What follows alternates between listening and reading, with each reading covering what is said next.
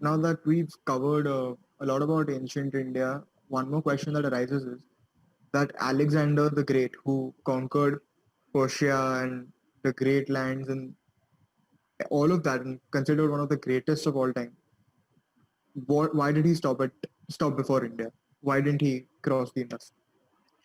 Well, short answer, his soldiers were tired and would kill him if he pushed them anymore. Long answer is quite a interesting thing. So when Alexander came to India, the first king that he faced, right, was Porus. Porus or Puru? Puru or Porus. Puru for this Porus in a more Greek anglicized. And the sheer amount of resistance that this tiny little insignificant king, according to Alexander, put up, I mean, was impressive. Okay, this guy had a barely like 10, maybe a few thousand soldiers, maybe some elephants, and this guy put up a hell of a defense. He almost got him to a stalemate, right? Like, he fought Alexander at one point to a stalemate. It was Alexander's tactics, his manpower, and his excellent generals that really, outmaneuvered and beat back Porus. And Alexander actually didn't capture his kingdom or something. He didn't. He basically was so impressed by the way this king had fought that he allowed Puru to continue ruling his own giving tribute to Alexander. Right? So after this battle is done with Porus, Puru, whatever it is, however you want to address him, now Alexander was wondering, shall we push further into India? Right? At this point, his soldiers have been on the foot for over almost 5-6 years now, right? They have conquered whole of Persia. Persia was not easy. It was pretty difficult even for them.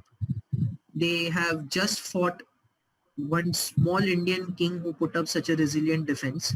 So obviously they're a bit confused as to what the hell lies against them once they go deeper into India. Standing against them is the Nanda dynasty's Dhanananda, right? One of the more powerful kings of the Nanda dynasty. This guy has like 40,000 infantrymen, 20,000 cavalry, almost like 1,000 elephants and something stacked up against Alexander, right? So somewhere the soldiers are a bit confused, I mean, yes, they weren't scared of fighting Nanda. They were more like, seriously, do you need to fight this guy? They were tired. They were homesick. They have been out for now years fighting a war. They really want to go back home, meet their family. Half a decade. Exactly. They were almost out for half a decade. They want to go back. They want to meet their families. They want to really, get back home as victors. They don't want to waste fighting another decade or another 2 decades in India. Right? And that is pretty much what pushed Alexander to turn his army around and move back. He did not leave India because he was scared of facing Nandas. That is wrong. That is something that Indian historians have somewhat, over-glorified, saying that Indian army was that great. That the Indian armies facing Alexander were that great. It's not that. They were big, but there were still other factors. The thing is, any commander, no matter how brave, no matter how strategic, no matter how brilliant, will never be able to fight his war if his soldiers have given up. And that is what happened with Alexander. His soldiers... You can't go to war without an underprepared army. His soldiers were basically, sorry bhai, hum nahi ladenge. Hame ghar jana hai. They were like, like how kindergartners will cry to their mom saying, no, hame ghar jana hai, ghar jana hai. That's pretty much what they did with Alexander. So, yes, while it was true that they were really scared of the whole Indian army that, of Nanda's army that was facing off against them. I mean, they just faced Puru that had put up such a stern resistance. They were like, if that guy can put up such a stern resistance, imagine a guy with 40,000 soldiers. What the hell will he do? Right? So somewhere that was there. It is true that they were a bit confused as to what was happening. But mainly they were just homesick. Their supply lines were stretched to the limit when they were in India. Right? Imagine all the way from Greek and Athens, These guys have come down all the way to around Punjab. And imagine how stretched these supply lines are. There are no trucks, there are no planes, there are no road, no nothing. They're literally horse carriages that are bringing food, water, everything to these soldiers. Supply lines are stretched. Soldiers are tired, homesick. And Alexander basically said, you know what? I concede. Let's go back home. Sadly, it would be tragic that he would die on the way. And malaria, exactly.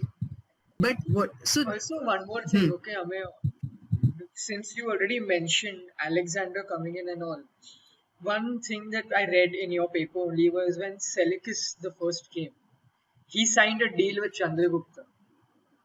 And you want to shed some light on that deal, because that deal has something to do with Indian demographics today and the population of India as a whole, at least northern India. See, Seleucid Nicator was one of the great generals of Alexander. So when just after Alexander pulled out of this, you had the Nanda Empire, and the Nanda Empire was quickly toppled over by Chandragupta Maurya and his guru Chanakya. Then this happened very quickly, right? And then you had the Mauryan Empire setting up. Now, when Alexander died, his empire, there was no clear successor to Alexander. So the empire was pretty much, open for, it was open for grabs, spoils of war. And the great generals, like Seleucid Nicator, other generals, basically split up his empire. And Seleucid Nicator got the whole state where the Puru Rashtra, so on, all of that came up was where Seleucid Nicator, so Afghanistan, parts of Sindh, that is basically where Seleucid Nicator had his empire. It was the largest chunk of Alexander's empire that he controlled. Right? So again, there was a bit of a clash. Chandragupta Maurya was trying to expand his empire over here. The Mauryan Empire, come on, you can't blame the guy. He wants to put a mark on history, doesn't he? You have Seleucid Nicator over here, one of Alexander's finest generals. He wants to, really cement his position. The thing is, war is not a solution to everything. And Chandragupta basically said, I'm not going to fight you. Well, not actually, he didn't say this. I'm kind of making up this conversation. But basically, he told Seleucid, Dekh bhai, main tere se ladne nahi wala hu. Right? I have an empire, a budding empire right here. You have a budding empire right there. Let's not fight. Your daughter, give her to me in marriage. I promise to never attack you. And that is pretty much what happened. Seleucid's daughter got married to Chandragupta Maurya. Marital alliance. Now, so set up by Chanakya, right? Obviously, Chanakya was like the brains behind Chandragupta after a point, right? Not saying that Chandragupta was this. He was a brilliant king.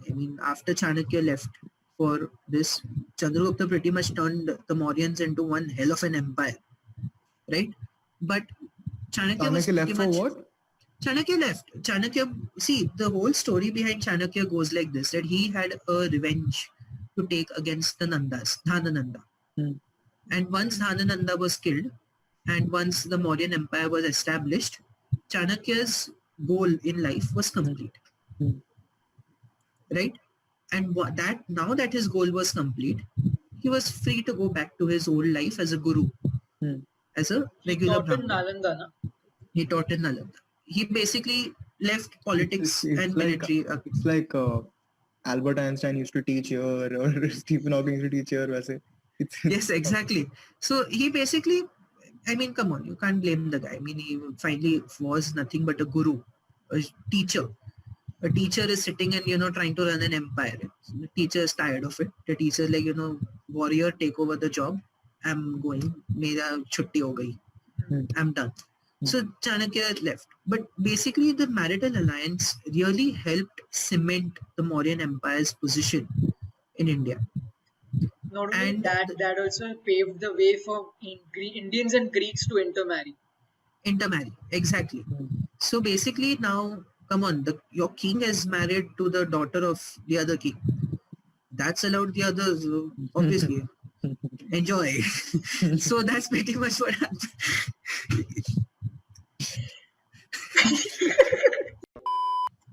Hmm.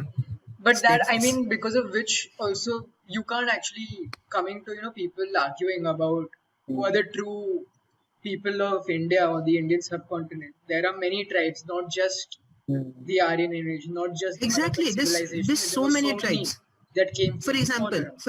you had the Persians and the Scythians coming in, the Shaka Shatrapas, right? East You had some of the Asians. Romans. You had some of the Romans settling down in Arakmedu and so on.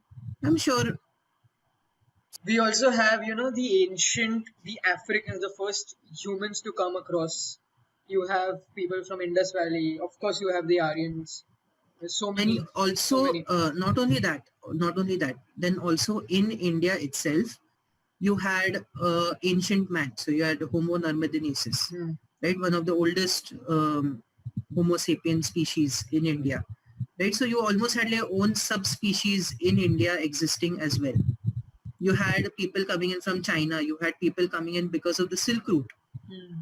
and trade. So India was pretty much a melting pot for different people coming in, settling in, and making it their home, Hmm. right? So you can't say I mean, being an Indian is if you kind of accept India to be a home, then you can call yourself an Indian. That's pretty much what these people did. They called this Bharat Varsha their home, and that's how they became an Indian. Simple. But coming to the end of all of this, uh, after after the British era, post independence, it's been 70 years now. We've seen the rich history of our country. We've seen how prosperous, or we've spoken about how prosperous India was. What's stopping us from doing that again? I mean, I know it's a huge period of time that we're talking about, that there were trade surpluses and now we don't see that. But where are we screwing up? Really nice question, by the way.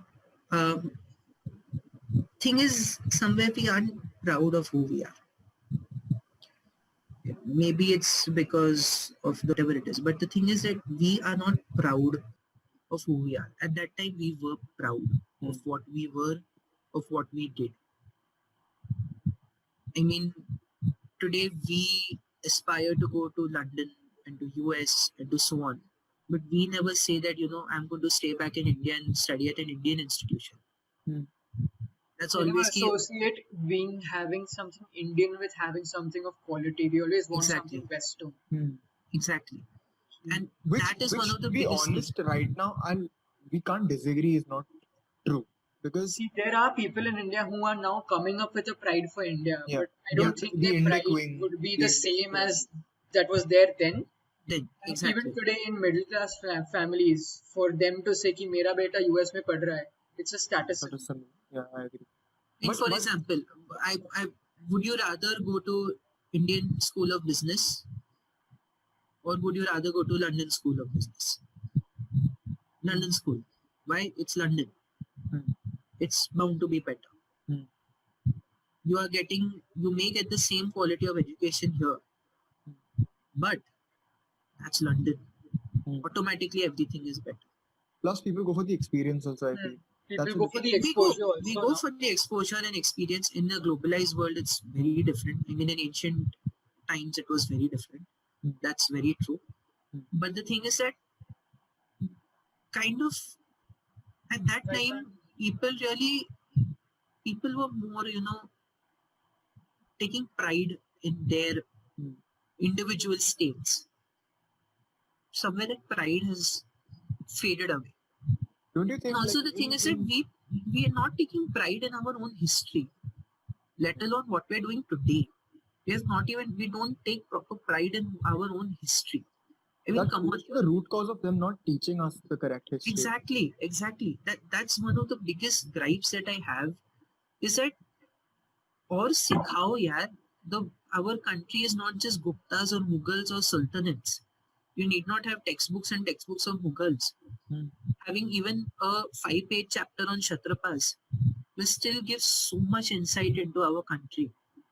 Do you know how Come much on. they glorify Akbar, like without even knowing, because of the Akbar Birbal tales, obviously, but in general, like there's so Like, much. why isn't, like, I'm of course Akbar, we have stuff to show what Akbar did, but what I'm trying to say is that why are we only concentrating on Akbar? Why not, let's say, Gautamiputra Satakarni of the Satavahana Empire, of the Satavahana kingdoms? Or why not Rudradaman of the Shaka Kshatrapas? Or why not go after the Rashtrakutas, another great kingdom, which at one point was called, which at one point, along with the Sultanate, along with the Sultanates of the Islamic Sultanates of that whole Middle East, the Byzantine Empire and the Chinese empires, was considered one of the most powerful, most economically rich countries ever.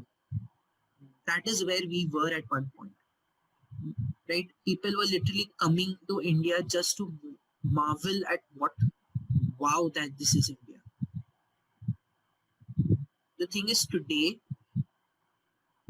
we have lost that marveling touch, kind of. People go to marvel at the Red Fort, Taj Mahal. I have never seen people say, Yeah, let's it's go tired see. of, India, the only monument that people, at least in the West, represent India with is Mahal. Taj Mahal. Taj Mahal. There are so many others which you can, Come on, associate India with. why isn't Ellora put up there with the Taj? Padmanabh Swami temple is, or all the temples in South India are so beautiful. Like, take even the smallest cities like Hassan or like so many more. Like you'll see immense architecture, you'll see immense land being used in such a beautiful manner that it's just sad, like very upsetting. The thing is, India has culture. India has the history to really, shine. We aren't making really good use of it. We have tens of thousands of years of history right here. Why do you need to go to Stonehenge? You can just go down to Nagarjuna Konda and see literal burial sites of Stone Age man. Or go to the Bhimbetka caves and see rock paintings, maybe as good, maybe even better than those found in French caves of Stone Age and Neanderthal man. But yet, you want to see a asteroid crater, you have Luna. Exactly. We have, that's what, India has everything. The thing is, we don't just need to go look. I just think requirements have changed now. Like the reason US prospers so much is because they have a major chunk of the world's technology to provide to the world again, and that too literally are the backbone of their entire system. But why not literally retain these geniuses and actually build our own technological? Something, Jaitra, this is one statement I made to a friend. If we cannot take pride in our own past, how do you expect us to take pride in our present and take pride in developing our future? You can't That know is the where you're biggest going problem. until you know who you truly We are. can glorify invaders. We can't glorify our own local kings. Yeah. And it's sad. And that's why when I was putting forth this idea for India Untold Tales, that's what I wanted to show. Maybe we'll have another episode with more stories If like this. catches traction, and if you Exactly. guys like this, then we'll probably do it on more kings and different kings in India. Different kingdoms. I mean, there's so many tales that I can share with you guys that you will love, right? I mean, think about it. Just we just spoke about maybe Greeks, Romans. That was like 0.00001% of all the tales that India has to share. Yeah. And the thing is that through this, like India Untold Tales and so on, I really want to show to people saying that we are so much more than our invaders. Yeah. We are so much more than a Mughal Taj Mahal. No, Or just a- show everyone what we. everyone. But That, work begins at home. So Exactly. at home. So Exactly. You know what? Open your eyes and see India for what it is. And trust me, you are going to get floored by it. Santika Lodge. So guys, if you enjoyed this episode of Make Sense, make sure you like the video, you subscribe to Make Sense, you switch on the bell icon and share it to your friends. And we'll probably do more. We'll do an entire series on India Untold Stories. Until then, bye bye. Say bye, guys.